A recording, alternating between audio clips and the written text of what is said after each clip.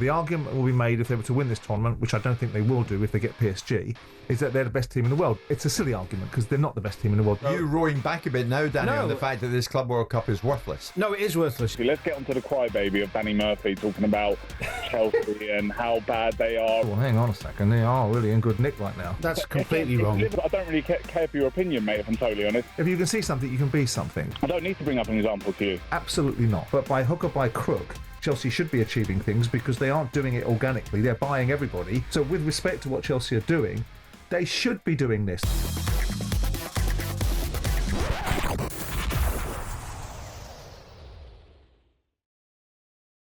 So now we know it'll be Chelsea in the final of the Club World Cup, but who will they play? Will it be PSG or will it be Real Madrid? We shall find out tonight. Now, I want to look at this from the perspective of Chelsea and their coach, Enzo Maresca. Champions League qualification, the Europa Conference League trophy, and a Club World Cup final. What do you think, Simon? Before we hear from Maresca himself, has it been a perception-shifting few months for Enzo Maresca? Because at one stage, I don't think Chelsea fans were having this guy. Well, it depends what your perception of him was. I mean, we spent the entirety of Christmas talking up Chelsea whilst he talked them down. Gone into this tournament, a tournament that's been universally derided. And if you look at the opposition, I mean, okay, they're in the final, but with respect to who they've played, they've gotten beaten by Flamengo. But other than that, okay, Benfica are a half-decent side. But look who they've played in the competition. I mean, they've played LAFC. They've played a Tunisian side. Yeah. I mean, they've hardly, hit the trip the lights fantastic against the best teams in the world. But Well, here they are in a Benfica, final. And they beat the two Brazilian clubs. Well, they should beat Benfica. They should beat Benfica. Yeah, And but you it- can only beat what's in front of you. I know, of of course course you you can. pundits I tell know, us. but if they were playing a Madrid or a PSG and the way that PSG have drawn Real Madrid, I suspect that they probably might not have got to this final. But in the final they are. The argument will be made if they were to win this tournament, which I don't think they will do if they get PSG, is that they're the best team in the world. It's a silly argument because they're not the best team in the world. They've won the inaugural tournament and the draw's been incredibly favourable. But out of it comes some light, I suspect, for the ownership model, because not only have they gone into this competition and been part of it, and really quite frankly they shouldn't be really, because the fact is they finished not particularly high in the league in the last couple of years, and it's a tournament that they won 3 or 4 years ago that's qualified from this competition. But economically they'll have done well out of it, and now you've got a bit of momentum. Are you giving the owners credit? Well, What have they done? Well, the owners will have provided them with the team, so the players that they've got, that's the least they can do. And they, no, it's not the least they can do. I mean, ultimately, they bankroll every single aspect of the football club, spent billions of quid, give credit where credit's due. The fella they've just bought, who just rocked through the doors, just scored 2 goals in the Club World Cup semi-final. So you have to give credit to people when it's due and give them criticism when it's not. But wait, how do you view the significance of what these players have achieved under Maresca? Champions League qualification, a Europa Conference League trophy. I know what you're saying about that competition in itself, Simon. And now a World Club final. Well, it's the best thing he could have done. He's got silverware, Champions League qualification, and now he's entered a tournament, whether you like it or not. And if they win it, it's better than not. It's all money in the bank for him. So, are you rowing back a bit now, Danny, on the fact that this Club World Cup is worthless? No, it is worthless. It's not worthless financially. That's for sure. No, but it's not going to have any impact on how they do in the league next year. But surely it's worth the inaugural Club winning World games of Cup. football and winning any trophy, whether it be pre-season, whether it be it's good. You bet PSG want to win it. You bet Real Madrid want to win it. Yeah, and sometimes the foreign clubs have this kind of more sentimental view on this type of thing. I'm talking from my point of view and knowing English players. I don't, or just players in the Prem, that they're not going to be out there desperately upset. I mean, did you see the Man City players devastated after they lost? I know what they would be. I know what they'd have been saying on the way in. Thank God. What do you mean the foreign clubs have a more sentimental view? It's like foreign managers when they come, they always have this thing about they're always obsessed with European trophies rather than the domestic league or the FA Cup. They always were. It's just kind of a mentality, a differential. Ultimately, look, they're going to benefit by making money to buy more players that benefits the squad and strengthens the squad. Well, this tournament is a mixed bag, isn't it? First of all, you've got some teams in there that are in the middle of their seasons. Second of all, you've got teams in there that are not going to be affected by the climate because they play in this climate all the time. The two of the strands of the arguments that people are complaining about will be diminished by two sets of clubs that are either in South American football playing in climates like this, or Spanish football, and in American football playing as they're playing now because it's their regular season. So two strands of the sort of deriding of the tournament are taken away from those clubs. Chelsea winning a competition is momentum building. What you're trying to do is you're trying Not really. Well, it is to some extent. Not for the players. Because it builds up a confidence of belief. It builds up a culture. Rather than people keep saying what a car crash Chelsea is. Yeah. People start talking about it differently. Positively. Yes, exactly. And you know, if you can see It something, moves the needle. if you can see something, you can be something. But in isolation, this is a tournament that a lot of people aren't particularly engaged by. Will it define whether Chelsea can win a Premier League? Absolutely not. No. Let's see what Enzo Maresca thinks about the significance, at least, of reaching the final. We are very happy. We are very proud to play the final on Sunday. The reason why is because this is the Club World Cup, first edition. Best club in the world, they are here. So for us to be there on Sunday is something that we have to be proud. So very happy about that. We are. I mean, that's him talking about it. Does it make them the best club in the world? No, we've discussed that. I mean, Does it make them anywhere near to it? be fair to him, what else is he going to say? He's got to roll out the nonsense you got to say when you're in charge of a team that's just got to a final.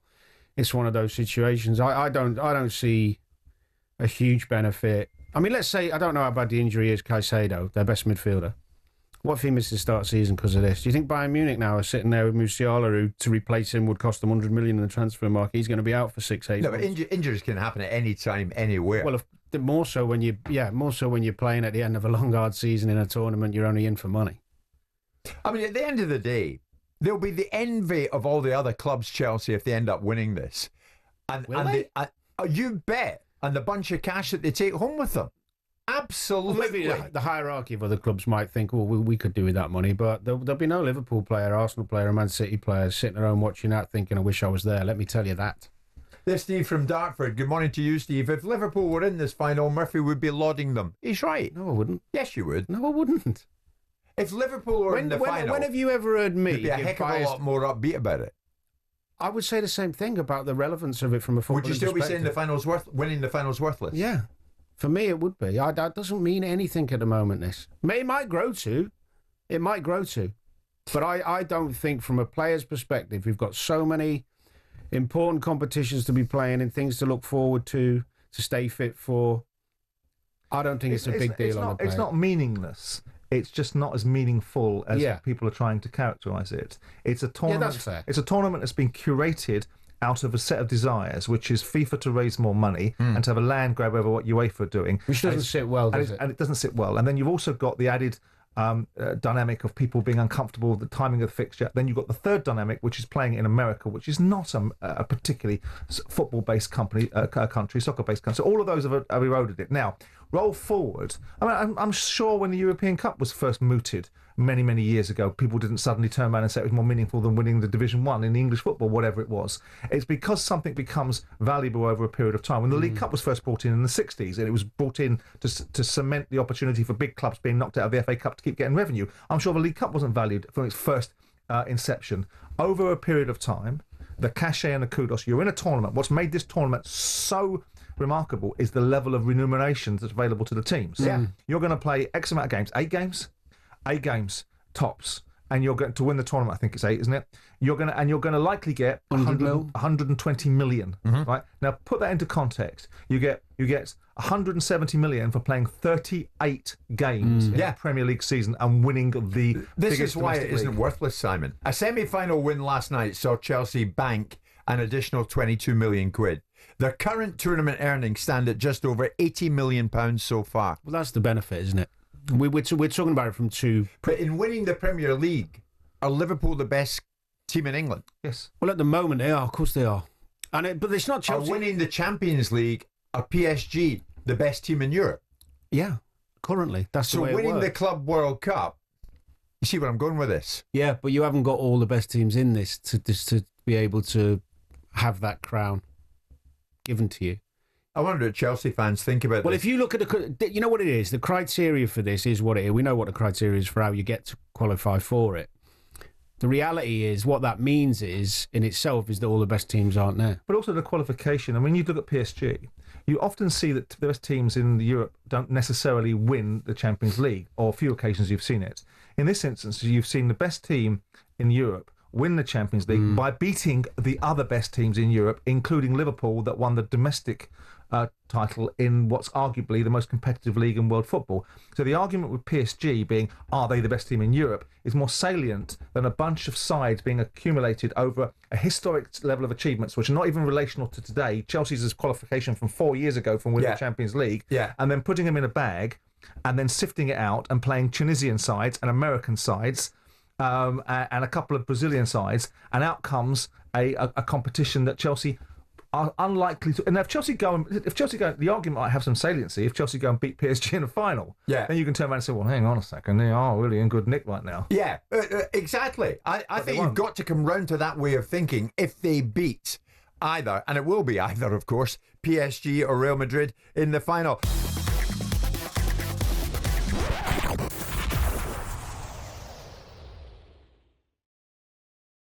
Danny doesn't think much of the Club World Cup, and many out there would agree with Danny. You're in agreement. But if you're a Chelsea fan, you're now pretty much locked into it. Now that your club, Chelsea, has got to the final on Sunday, and they will play either PSG or Real Madrid. Does it now mean something? And have you changed your view somewhat on Enzo Maresca? Are you now having this coach 100%, whereas many of you were in doubt as to whether or not he was the right man for the job? 03717 223344. Just before we go to the phone lines, and many of you calling in, I'm delighted about that. Where do you stand, Danny, on Enzo Maresca?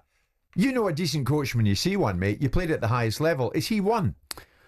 Well, he's obviously a good coach. I mean, you don't get the job, first and foremost, if you're not good at what you do. They'll have done their research. But I think for the first half of the season, there was lots to admire about Chelsea. There really was. There was good football. He was dynamic. He seemed to get them on board with what he was doing. I think inevitably there was a drop-off because of the lack of experience at times, game management, lack of confidence as a young group when you lose a few games. But ultimately, if you're looking at boxes ticked at the end of a season, he did all he could, more or less. I mean, they've finished in a Champions League spot by hook or by crook, fifth place. They've got a bit of silverware. He's given he's given himself some time, hasn't he? Let's be honest. Success in this competition, does that move the needle in Chelsea and their title credentials next season? Not for me, it doesn't, no. I think inevitably the expectation will rise irrelevant of this because of A, the money they spent, and B, the feeling that a lot of those players are now established and grown in that year and should be better. But are they well and truly title challengers? I would say with the squad they have right now, no. I still think a goalkeeper, a centre-half like a Van Dijk, a Saliba, that type of Diaz, somebody who has that ability to guide those around. They still don't have, but they might have by the start of the season. You said challengers last season, Simon. Yeah. Are they more than that going into this season? No. I mean, I think there were better teams and better managers above him. Yeah. And if you look at the fact they finished fourth last year, and you look who's above them. Did they finish fourth? They finished fourth, yeah. Sorry, I was just checking, Liverpool, Arsenal, Man City. Guardiola. Should have corrected me. Hit me. Well, I didn't want to. I'll leave that to other people to correct people. Liverpool, Arsenal, Man City above them. Guardiola, Arteta and Slot. Yeah. They're all improving their sides. We obviously have the tragedy at Liverpool. We don't know how that's going to impact upon the team. That's true. Right. And all that goes with that. But Arsenal are buying well. So you'd expect Arsenal to raise the notch. You'd expect City to come back and start, stop drinking the Kool-Aid and start getting back into the real cut and thrust of Premier League football. Mm-hmm. So it makes it difficult. But I think Chelsea will be better than last year. I think Chelsea will be better than next year, and I think they'll stabilise. But they might just finish fourth again. This Wednesday morning, July the 9th, Champions League qualification, the Europa Conference League trophy in the bank, and now a Club World Cup final. How significant is it? Do all these achievements hold a great deal of value? Here's Lawrence, big Chelsea fan. Lawrence, you're first up. Good morning. What's your view at the moment of where your club is at? Well, good morning. First and foremost, love the show. Simon Jordan for Prime Minister at some point. Unbelievable guy. Danny and I would second that. Loved you since the moment you came on talkSPORT. So thank you for that. Number two, let's get onto instead of me talking about Chelsea, let's get onto the crybaby of Danny Murphy talking about Chelsea and how bad they are and they're this and they're that. When did I say they were bad? Well, throughout the season, you've been constantly criticising Chelsea. That's completely wrong. If Liverpool were in this competition, there'd be a different swing on it. It'd be like, this is a fantastic competition. Are you telling me or asking me? Well, I don't really want to ask you because I don't really care for your opinion, mate, if I'm totally honest. I like Simon Jordan. Just say what you got to say then. Well, I'm going to say what I'm going to say, and I think Chelsea are actually going in the good direction. That's what we just said. Since they've taken over. Yeah, I know, but then why have you been criticising Chelsea? When did I? Season? Constantly. Give me an example, because I don't understand what you're making something up. How would I be criticising Chelsea when they were second by Christmas? What was there to criticise? Okay, yeah, just don't worry then. Don't worry. You're asking for examples, but I hear you. Well, you just said I constantly do it. If I constantly do something, you should be able to bring up an example now. I don't need to bring up an example to you. Okay. I don't need to. I hear it all the time, and it's boring. Well, Lawrence, so they don't need a keeper or a centre half now. No, I do agree with you. They need a keeper. I don't. Have you watched? Because again, you said Chelsea finished 5th, not 4th. So again, that was a little bit wrong. Yeah, disappointing to hear. Okay, yeah, a little mistake. That's fine. What about Trevor Chalobah? Have you watched his performances since he came back from Crystal Palace? Like, have you actually watched them, Danny? Yeah, I watch more football than most. I saw him at Palace as well, doing really well. I like Chalobah, but he's not Van Dijk. He's not Saliba, is he? No one's saying he's a Van Dijk, but has he not come in and really had a very good end to the season and done well in this Club World Cup? Yeah, he's done well. Okay, so why do Chelsea need to buy a centre-half then if they've got a great academy product like that and Levi Colwill as well? Well, I think the majority of Chelsea fans agree with me in terms of the experience needed at the back. They let Thiago Silva go and didn't really replace him. And I think when you've got two centre-halves who are talented, but both young and inexperienced, you might get games where they struggle. Well, Lawrence, which we saw. Lawrence, before you go, are Chelsea well and truly title challengers going into next season? Not yet. Not for me. I still think they've got a little bit more to do. I still think, like Danny did say, the goalkeeper is something that is important and needs addressing. However, I do think the squad depth is starting to get really it's a lot better now than what it was. Yeah. We've got Champions League football coming up. There's maybe one or two. I think they need to buy another left back just in case Cucurella, he's got a lot of games to play. But I'm really happy with the way Chelsea going. Lawrence, thank you very much. Maresca. Thank you very much for the call, mate. What about Jason, big Chelsea fan? Good morning to you, Jason. Where do you stand on this and where you're at right now? Yeah, look, first of all, the Club World Cup.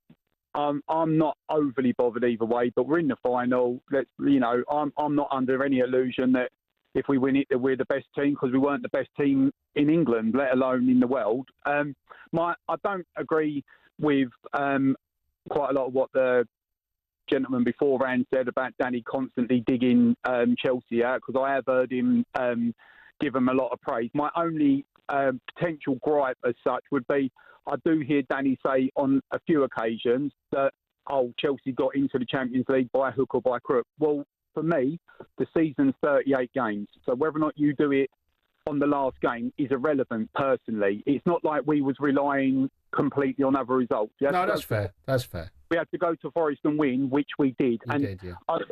Don't get me wrong. It's just I've heard you say it, and I'm not having a go by any means. I'm just saying I've heard you say it a few times. I just wondered whether or not, if it would be the other way round, and I'm sure I'm not just going to use Liverpool because that's who you play for, but maybe if there was another team. For me, Tottenham have got into the Champions League that way, but that's how they were going to do it, and credit to them. That was the route that they needed to take, and that's the way that they were going to do it, because they certainly weren't going to be in the league. Sure. However, I just think that it's a little bit. I don't want to. I just think it's easy to say, got in there, but because it's, as I said, it's 38 game season, and that's what you're required to do. Play, because we always say, don't we? You play the full 90 minutes. No, I only said hook or by crook 'cause I thought it was 5th. I did, we are in July. Yeah, of course. It's like you're allowed to forget. They finished 4th and they deserved it. But I was pleased for them. I'm always pleased to see teams with lots of young players do well. Yeah, and I like watching Chelsea play. Jason, it's a good call. Ahmad, big Chelsea fan. Where are you at with Maresca, Ahmad? I think he's doing a great job. He's hit his target of this season to get us into the Champions League and win us the trophy. Now we're in the Club World Cup final, probably against PSG and Real Madrid, the one and two best teams in the world. And if we win against one of those two teams, we'll be up there. Probably not say the best team, but we'll be up there in the top 5 best teams in the world. And I think people dismissing the Club World Cup is a joke, because you already have the best teams playing. You have Bayern Munich Champions League winners, City Champions League winners, Real Madrid Champions League winners, PSG, Chelsea, all Champions League winners. And It's a final between the top 5-10 sides in Europe. That's what it is. And that's not wrong. He's not wrong there, Danny, is he? He's not wrong. The best of the best are in this thing. Well, Liverpool aren't, and they're the best team in England. Well, there's Liverpool were not good enough in the last 5 seasons to qualify for this. They will qualify for the next set. Yeah. But they weren't good enough. It depends how you judge They didn't meet the conditions of entry. Yeah, but then you can have an argument about the criteria. You know, should if you're playing a Club World Cup, the current champions of each country should be in it, shouldn't they? Yeah. Okay. Shouldn't they? Will you that be be fair? rejoicing if Chelsea win it? So what did you say, Jeff? Will you be rejoicing if Chelsea win it? I will be happy. It's not like winning the Champions League, but again, it's a big trophy, and I'll be happy. We'll be the first to win it, and we would have won it all. Yeah. All the step trophies, first team to do it. Fair play to you. I think that's all fair. Fair comment. Yeah, I mean, you're getting it asked about face because you're working your way backwards. I mean, you've won the big trophies and you're going down to the little ones now. So you can take that little claim if you want, because a lot of the Chelsea fans calling in seem to have a little bit of a persecution complex. You are entitled to be in a competition of this ilk because of the amount of money that you've spent. Let's not lose sight of it. I will defend the owners to some extent, but by hook or by crook, Chelsea should be achieving things because they aren't doing it organically. They're buying everybody and everything. They're orchestrating themselves in a situation where their economics can sell their women's team for 200 million quid and hotels to be able to achieve it. So with respect to what Chelsea are doing, they should be doing this. They should be finishing 4th in the Premier League. They should be being able to be competitive. They should win the European Conference With the money League. they've spent. With the stature of the club, the legacy that they've inherited, albeit that slightly a dysfunctional period when Abramovich has exited out the door, stage left. Yeah. And in comes Bowley, and they spent a fortune. Yes. And they're in the Club World Cup final. And let's see if they win it.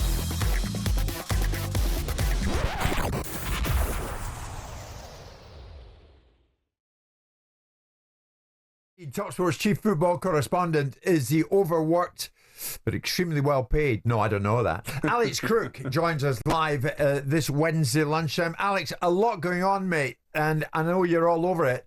Simon's with me, so too is Danny. Shall we start with the latest on the vacant Leicester manager's job? Talk of Chris Wilder, talk of Gary O'Neill. Who's leading the way? Well, you talk about overpaid. Looks like Marti Cifuentes, once of Queen's Park Rangers, is now the front runner for that job, and I think salary demands come into play. I don't think Leicester have the biggest budget in the Championship by any means this summer. Maybe that's putting off some of those bigger name, more experienced managers that you've spoken about. It's a complicated situation when it comes to Cifuentes, because you may remember towards the back end of last season, Queen's Park Rangers put him on gardening leave when he was flirting with West Bromwich Albion. Ultimately, they went for Ryan Mason instead. And in order to appoint Cifuentes, there will be compensation due to QPR.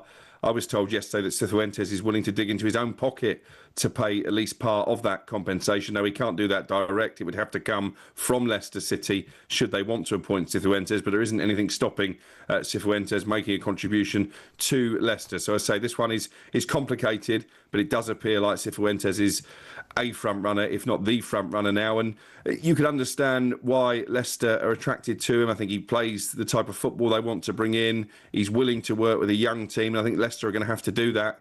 Dip into some of their young players because, as I say, PSR-wise, they're not in a great position. And, of course, there's still this threat of a points deduction from the EFL hanging over their heads. Been an interesting turn of events, that, Simon. And he's a disloyal rodent. Say again? And he's a disloyal rodent. A rodent? That's no way to talk about Crookie. I'm not talking about Cookie. No way would I compare Cookie to a rodent. It might be some other animal I compared him to. Why but is not he a rodent. disloyal rodent? Because if you're at Queen's Park Rangers and you're batting your eyelids at other people and wanting to get out the door and creating situations like that, then you are having an element of disloyalty about you, don't you? Hence the reasons why he was put into a situation where he was consequenced by QPR. So you have to price that into the equation. I mean, if indeed he's going to make a contribution towards it, I imagine they'll pay him less of a salary. So rather than him having to pony up any money, it'll be taken out of his upside, which is the salary he'll be getting at Leicester if indeed they want him.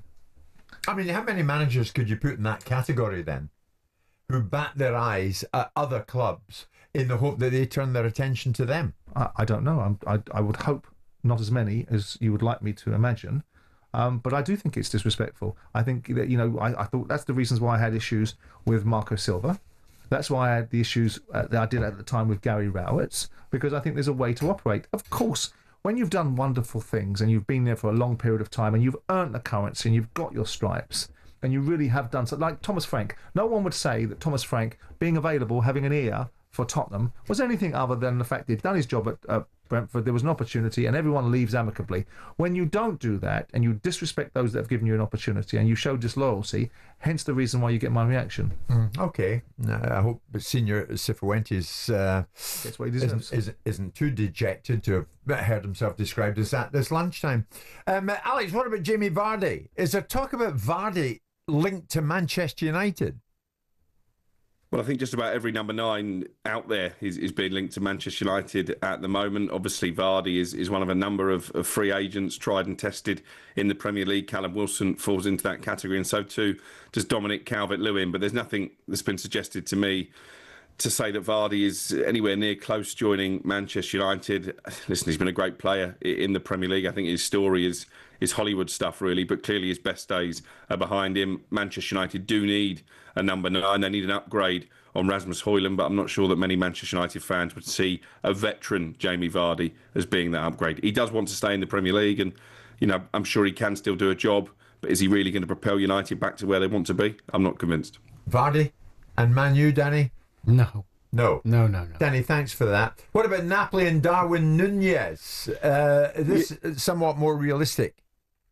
I think so. Obviously, Liverpool have been one of the big spenders in this summer transfer window so far, but we know with FSG that when money is invested in terms of incomings, there's going to need to be outgoings as well. And Darwin Nunez, I think, is a player who's definitely available for transfer. There was talk of Saudi Arabia, and I know that he has big interest from the Pro League, but I think he'd rather play his trade in one of the top European leagues. Napoli obviously looking to part company with Victor Osimhen, probably to Galatasaray, though I still wouldn't completely rule out Premier League interest in him. And I think once that deal does go through, then they will step up their attempts to sign Darwin Nunez. And by all accounts, this is a move the player is quite keen on. And I can see him doing well there. Just because you underperform in the Premier League, it doesn't automatically make you a bad player. And maybe someone like Nunez would just be more suited to the pace of the game in Italy. Alex has got a point there, but it hasn't quite worked for him at Liverpool, has it? No, sometimes that happens, but I agree with him. I think we've seen it before. Players going over to Italy and having a resurgence. He's so athletic, he's game, and if he's in a team they're champions, aren't they? So they dominate a lot of games. He's got potential to do better than he's done. We know the who's who in the lineup, don't we? Yeah. With if he ends up there, and Billy Gilmore's there, and Scott McTominay's there, maybe if reports are to be believed. Well, he's got Jack Grealish might end up there. I think the other thing as well with him is he's obviously got a point to prove still. Yeah. What about Manchester City's James McAtee in the news this lunchtime? But why, Alex? Yeah, interest in him from the Premier League. I think West Ham certainly are one of his suitors, although, again, they need to get players out before they can get players in. Obviously, a lot of talk about Spurs and Mohamed Kudus, and I think West Ham do need that transfer to go through, or certainly to get decent money for Mohamed Kudus in order to give Graham Potter funds to rebuild the squad. But I wouldn't rule out a move abroad for James McAtee either. RB Leipzig mentioned to me in the last 24 hours as being potential suitors for him, and maybe he's a slightly cheaper option than, say, Harvey Elliott at Liverpool, who also is on Leipzig's list of potential signings this summer. I think McAtee is frustrated that he didn't get the minutes that he would have wanted at the end of last season. He sees that Manchester City are bringing in reinforcements in midfield, and I think he feels like his pathway to the first team may well be blocked.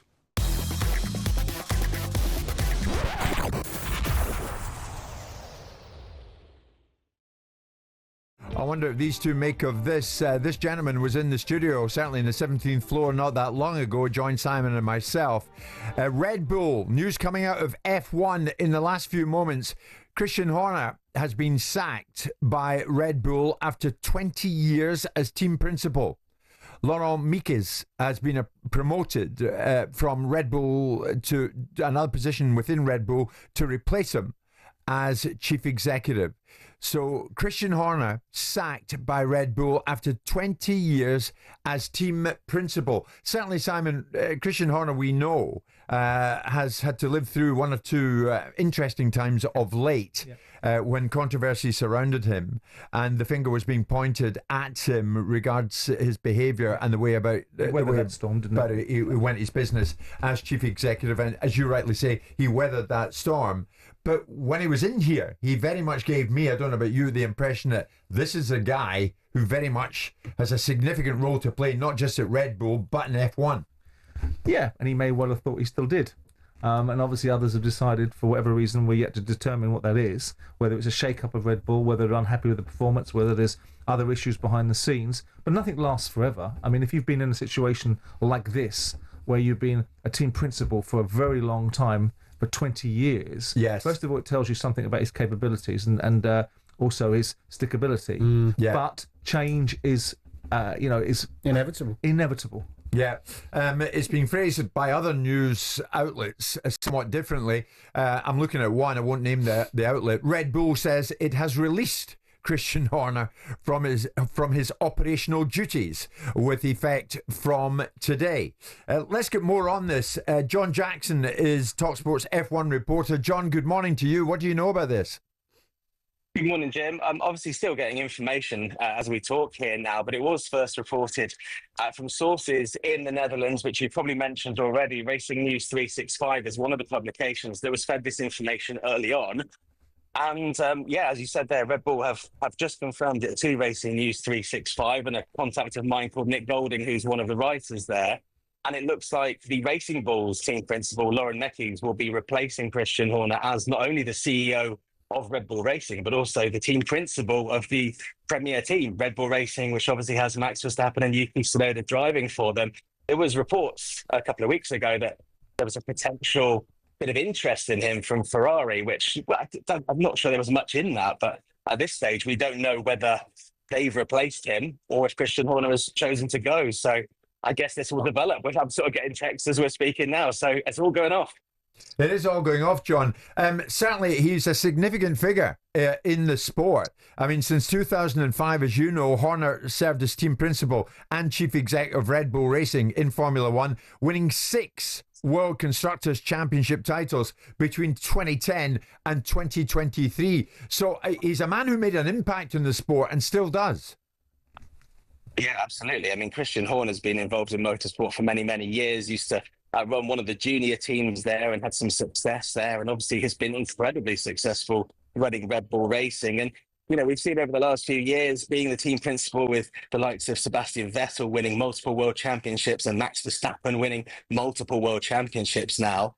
He's been incredibly successful at the top of his game, but obviously there were situations early last year where there were these allegations that were made, which were found to be were not upheld by an independent investigation, of his conduct. And there were rumours that he would maybe not survive that back then. So he has lasted a little bit longer than a lot of people would have thought. But I mean, there's always a divide in the Red Bull camp. It's not a happy camp behind the scenes, and you've got big players like Jos Verstappen, Max Verstappen's dad, who's always happy to say what he thinks. And at the moment on the track, the performance isn't there, is it? So there are big questions over whether Red Bull needs to think for things to change. And when you're the man at the top, then unfortunately, if you're not performing, then you're the first person to have the finger pointed at you. So I think it will be interesting to see whether this was a decision that Christian Horner, chose to leave, or there was a mutual parting of ways. That's how it was described to me by, as I say, my contact at Racing News 365, who wrote the story. But obviously, you take these things with a pinch of salt.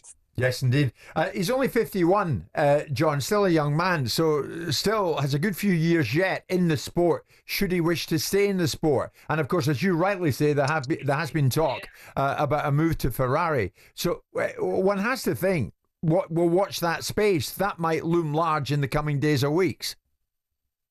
Yeah, I mean, I'm not sure what the contract situation would be. Obviously, how they parted terms, that's all too fresh at the moment. But you'd think there would be interest in him. He is a man with, as we say, extreme caliber in the world of Formula One, and he's been there, done that, and he's won many, many things. So, but other teams, and this is probably why he was linked with Ferrari, because Ferrari, as we know, Lewis Hamilton's gone there, and they've not really given him the car to do what Lewis Hamilton wants to do, which is win an 8th world title. So I would imagine if Christian Horner, if and when he's free to negotiate with other teams, there would be interest there. And it'll be interesting to see where he goes, because he's been at Red Bull for, as you said there, well over 20 years. Yes, indeed. John, thank you very much indeed. John Jackson, talkSPORT's F1 correspondent. Simon, I don't know about you, but when he was in with us on the 17th floor, he's an impressive figure. He knows everything there is to know about this sport, as you'd expect. I mean, listen, he's a competent fellow. Otherwise, he wouldn't have been in a position for 20 years. I don't know whether he's impressive or not in his field. I mean, clearly he's been presiding over a team for 20 years, and people have lots of choices who they put in situ. And if you've won 6 constructors championships over that period of time, then you have some substance about you. Whether he's good at his job, whether he's someone that people enjoy working with, I don't know. I didn't get any sense of that speaking to him. He's a confident lad, sat in the studio, asked a few questions, gave a few answers, and off he went. So other than that, I don't know much more about him. As far as his ability to be moving somewhere else, if he's being released from his contract, I'm assuming he's able to do as he pleases, because he's not taking the decision. He's not walking out of a contract unless we're reading the room wrong. So he'll be in a situation, and it may well be that he batted his eyes. Who knows? If we've got links with him with Mercedes and he starts batting his eyes at Mercedes and Red Bull don't like the look of that, you can see that happening in football. It happened to Gary Rowett at Birmingham, batted his eyes at other football clubs. The Birmingham owners didn't like it, and out the door he went. Well, he's in a wonderful position, isn't he? I mean, he's super experienced and probably courted after by other, the other... for sure. And if he decides, you know what, I've been in the game a long time, I need a little break, he's not going to be worrying about his mortgage payments, is he? Oh, no, he doesn't need to worry about that. Of course, he's a British motorsport executive. He's a former driver himself. So he's virtually done everything there is to do in the sport, and has held down a whole range of different roles. And now, of late, as chief exec of Red Bull, that particular role has come to an end. Whether he's been sacked, whether there's a mutual parting of the ways, whatever. But he's out of Red Bull, and what next for Christian Horner? We'll find out more, no doubt, in the course of this morning. He doesn't diversify into music production and re-release his wife's songs. Oh, that's true. That's right. Yeah, Jerry Halliwell. Yeah, that's right. I forgot about that. Or he might fancy radio. He's actually the longest-serving team principal in F1, with his exit coming a year on from being accused of controlling behaviour by a female member of staff at the team. Christian Horner always denied those allegations that were made against him.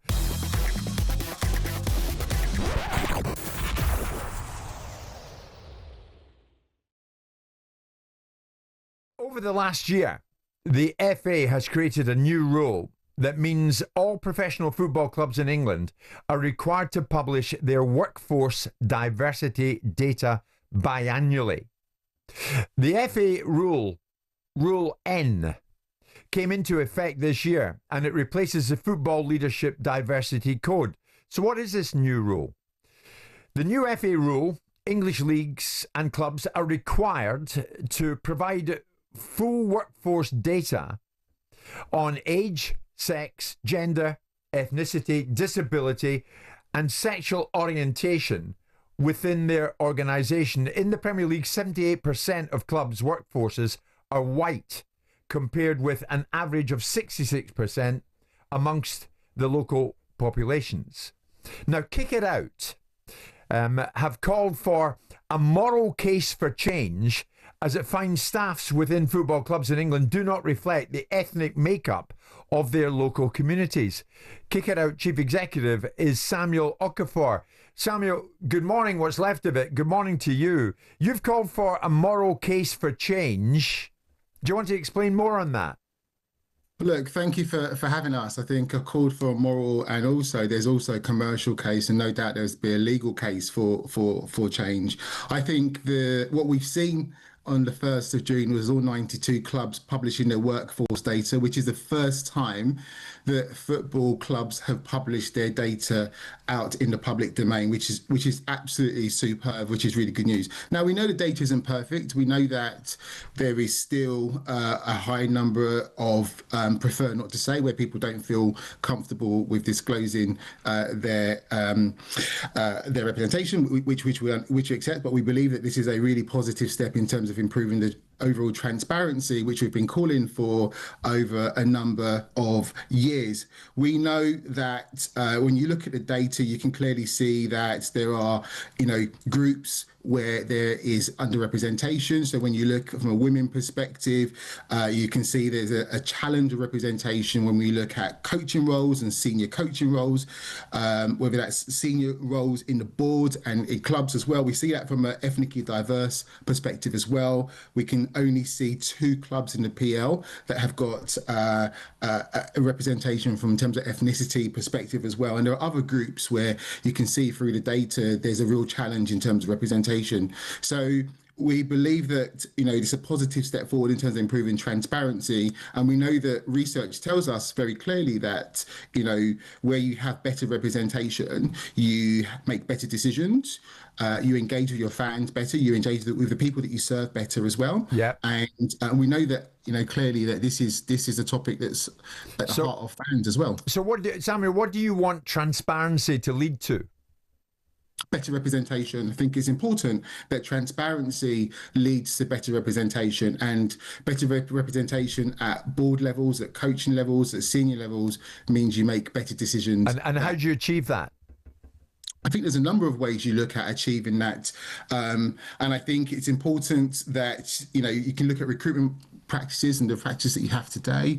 I think you can look at different pathways in doing that. In some cases, I think you can look at targets as well. And it's important to differentiate quotas and targets.